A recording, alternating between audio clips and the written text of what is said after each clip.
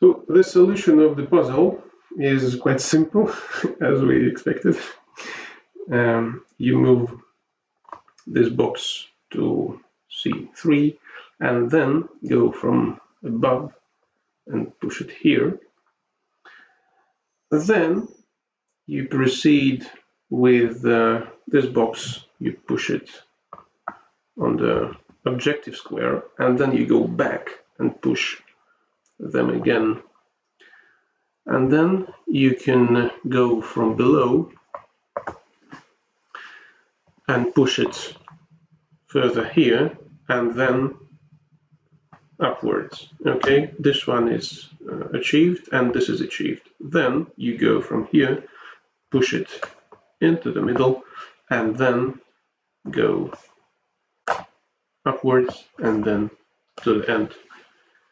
Puzzle solved.